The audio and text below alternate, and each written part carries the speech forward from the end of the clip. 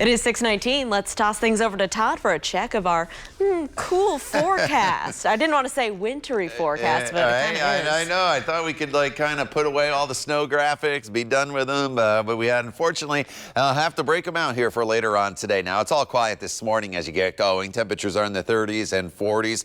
This is very similar to where we started yesterday, so nothing really abnormal here as far as temperatures for the morning hours today. Completely different, as I'll show you come this time tomorrow. Highs today in northern locations are only going to be in the 30s and 40s. So essentially your temperatures are not going to move much at all here throughout the day today from where we are right now. As we progress further to the south, you notice a couple degrees warmer. Crawfordsville, Noblesville, mid to upper 40s in Indy. But as we continue to the south, you notice temperatures do climb up into the 50s and even 60s in southern locations.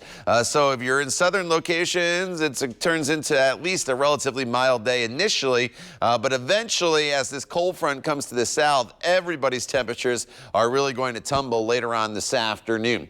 A few hit or miss showers up in the Logansport area over into Monticello and Peru right now. Rest of central Indiana is dry.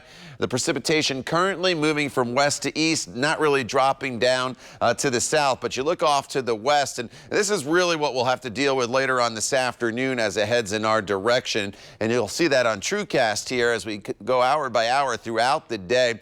Most of the daytime hours will be dry, or at least the morning hours. As we get into the afternoon hours, the rain showers will develop first here in northern locations, and then we'll kind of transition over to a mix.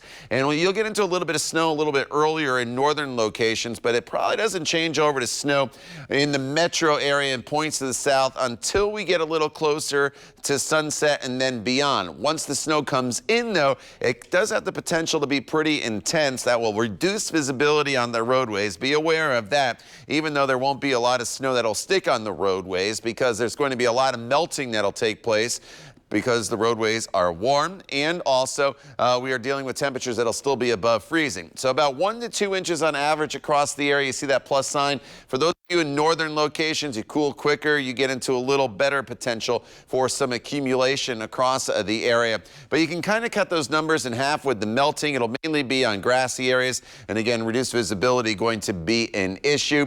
27 tomorrow morning in the city, 25 in Peru. The record is 28 for tomorrow morning as far as lows go. That is very much in jeopardy. It's chilly once again Thursday morning, but probably not quite a record on Thursday. Either way, it's a very cold blast of air following that light snow event tonight. As we get towards the weekend, though, back up into the 60s for your high temperatures, Lauren.